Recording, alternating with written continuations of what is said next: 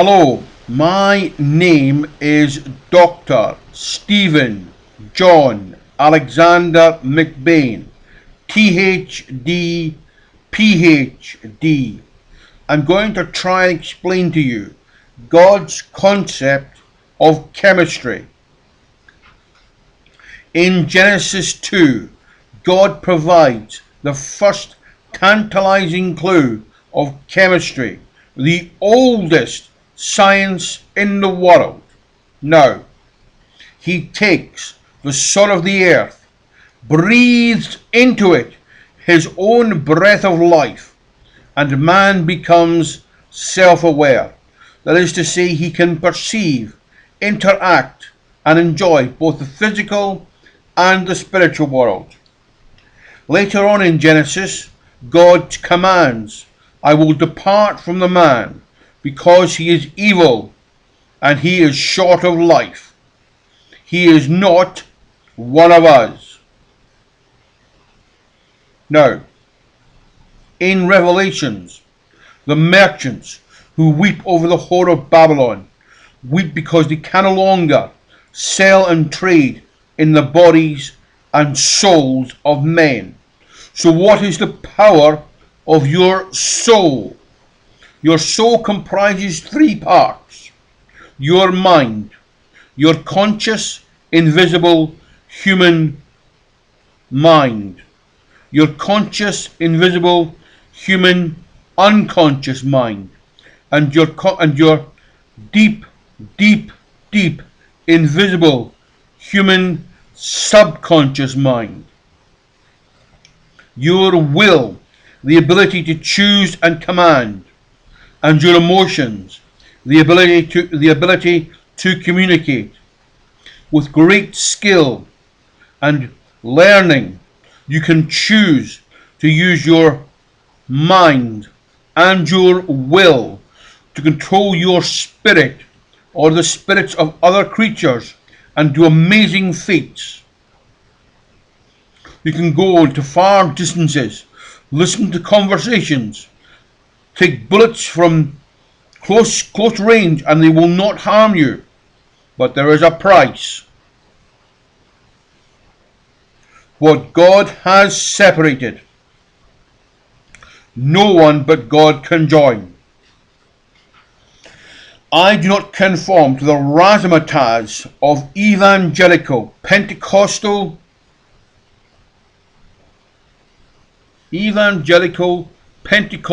charismatic razzmatazzers who say things like, I cast you out in the name of Jesus, or I lay hands on you, or you must speak in tongues. If you don't, you're not spiritually filled.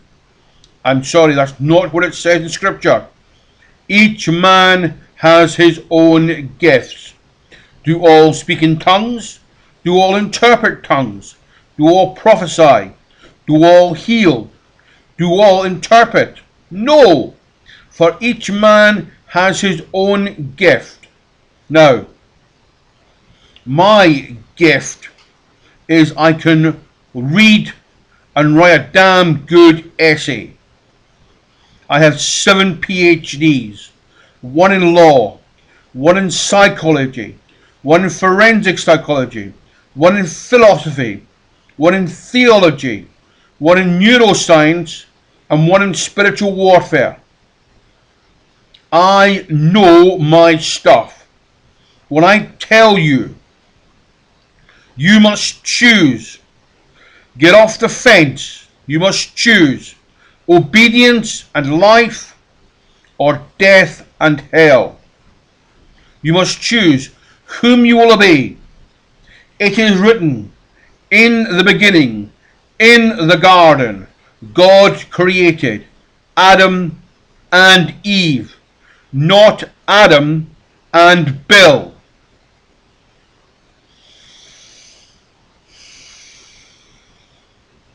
Another sticking point. Whom protects the rights of the unborn? Whom decides at what point life begins? What is life? We are more than just this clay pot. We are gold in the clay pot. The soul and spirit of man cannot be destroyed unless it is a direct act of God. Satan can destroy your body. Read Job 1 and 2. See how Satan says to God, skin for skin, who gives a toss? Man deserved it. Too good anyway. Nobody can be that good. Nobody can be that humble. Nobody can be that contrite. How dare he? How dare he? And God said, well, Satan, you got a point. But I made a covenant with him a long time ago that if he obeyed me, I would make sure that everything that was taken from him will be given back to him 1,000-fold. It's interesting. In the Gospels, Jesus said, what a man sows, from that shall he reap. God will not be mocked. If you sow 30, 50, or 100, you will reap 1,000-fold of what you sowed. Now, spiritual warfare. What is spiritual warfare? It's not Ephesians 6. It is the entire Bible, from Genesis right through to Revelations. When you know the entire Bible off by heart and can recite every verse and can find the golden thread that unites all Scripture and makes it all make sense, then you're ready to stand. God knows you can fight, but can you stand? Can you stand on your own when the enemy throws all hell against you? When God appears far away and distant and uncaring? When you're hanging on that cross yourself? When your blood is sticking to the cross from the scourging you've had? And people are saying, if you're God, hop down off the cross, prove yourself, then we'll believe.